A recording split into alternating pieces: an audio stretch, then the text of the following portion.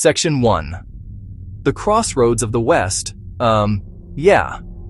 Some places are born from iron and steam. They grow where the world changes course. Ogden, Utah is one such place.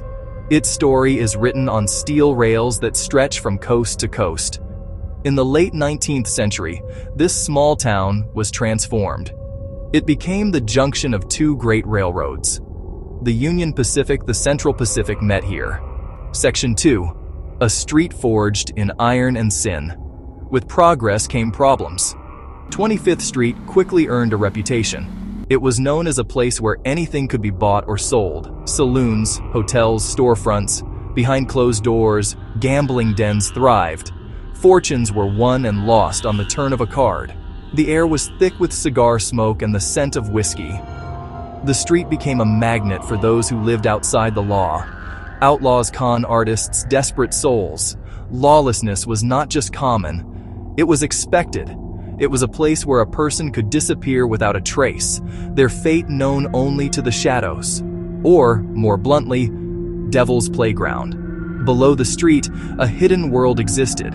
A network of tunnels connected the basements of many buildings. Smuggling liquor, secret gambling games, moving people unseen. They were the arteries of the street's illicit heart, pumping secrets and sin through the city's underbelly. With so much death and tragedy concentrated in such a small area, a bartender cleaning up late at night would hear the sound of a gunshot from an empty back room. A hotel maid would feel an icy chill in a hallway where a man had been stabbed. For years after, patrons and staff reported seeing the apparition of a well-dressed man in a top hat. It was the ghost, they said, still trying to dig his way out. And the line between the violent past and the haunted present was becoming irrevocably blurred, you know. In the midst of 25th Street's chaos, a new landmark rose. Originally named the Ben Lomond Hotel, it was a beacon of modern luxury. With its grand lobby, ornate ceilings, and elegant furnishings, it was a place for wealthy travelers, railroad magnates, and celebrities. Every haunted hotel has its one signature story. At the Bigelow Hotel, that place is room 110. It centers on a young bride who checked into the hotel on her wedding night in the 1920s. As the hours passed, her happy anticipation turned to worry, then to a gnawing dread. There, in the cruelest twist of fate, she allegedly discovered her new husband. He was with another woman. Some versions of the story say it was her own bridesmaid. Distraught and humiliated, the young woman returned to the hotel. Overwhelmed by her sorrow, she stepped into the tub and ended her own life. The most common report is the sound of weeping, soft, disembodied crying. They turn on the lights to investigate. The room is empty, and the sound stops. She appears for a fleeting moment, a shimmering, translucent figure near the window, or reflected in the bathroom mirror, by the door. They leave the room spotless, then return minutes later to a soaking bath mat.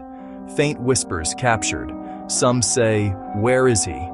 Staff closing up late at night have reported hearing the faint sounds of music and laughter drifting from the empty ballroom.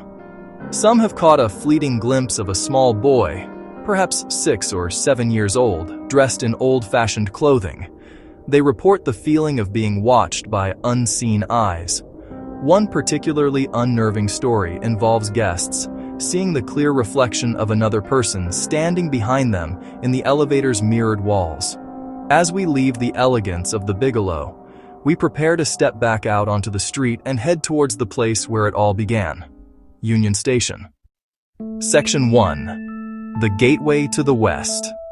Every story on 25th Street begins or ends here, Union Station.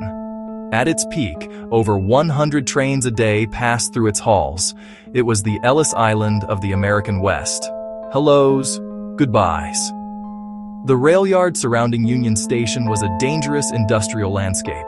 Men were crushed between cars, struck by moving trains, killed in boiler explosions. A coroner's report from 1918, for example, describes a yard switchman who slipped on an icy track and fell under the wheels of a slow-moving freight car. Their bodies would be discreetly removed from the train and taken to a makeshift morgue in the station's basement. People sitting alone in the vast empty hall have reported hearing the faint murmur of phantom crowds. The most frequent report is the distinct sound of a train whistle blowing in the distance. Security guards on their nightly rounds report hearing footsteps following them down empty corridors, only to turn and find no one there. Phrases like, "Help me," have been captured. The most famous apparition at Union Station is the Woman in Purple. During World War II, she came to Union Station to see her beloved off to war. The grief-stricken woman is said to have thrown herself in front of an oncoming train on those tracks. She never speaks or interacts with those who see her. She seems lost in her own private world of grief, forever waiting for a reunion that will never come. We leave the station carrying these stories back onto 25th Street, where secrets of the dead lie buried deeper, in the hidden world beneath the pavement. The women who worked here were known as women of the line. These women came from all walks of life, driven by poverty, abandoned, with few other options, lives controlled by pimps, or powerful madams who ran the houses. These were the madams. They were the queens of the underworld, powerful figures who controlled entire sections of the street's vice trade. They were used to move supplies, alcohol during Prohibition, and new girls into the houses away from the prying eyes of the law. The transient nature of the population made it easy for a woman to simply vanish.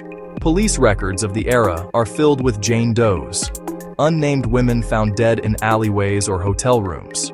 The oral history of the street is rife with tales of prostitutes murdered by clients or their pimps, and then unceremoniously buried in the dirt floors of the tunnels.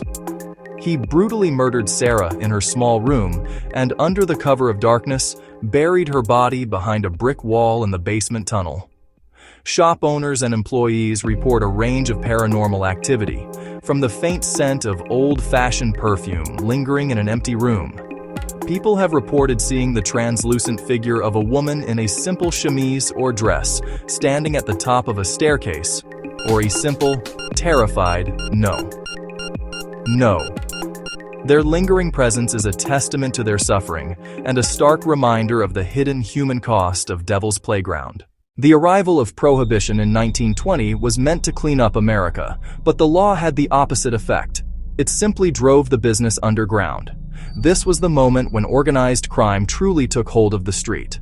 The street's existing tunnels became the primary arteries for this new, illegal trade. Section 2. Al Capone's Shadow. It is said that Capone, traveling between Chicago and his West Coast interests, would pass through Ogden on the train. The hotel's secret tunnel to Union Station would have been the perfect tool for a man like Capone. Deals could be struck, orders could be given, and rivals could be met, all within the discreet luxury of the hotel. A local bootlegger was ambushed in his car. The vehicle was riddled with bullets, like a gangster movie, shot in the back of the head. A man might be invited into a basement for a drink, met by a rival gang, and never be seen again. Today, employees report office equipment malfunctions constantly. Files are thrown from shelves, and doors slam shut with incredible force. Through bribery and intimidation, they controlled politicians, judges, and the police force. Those who betrayed the organization, informants, were rumored to be taken into the tunnels for a one-way ride.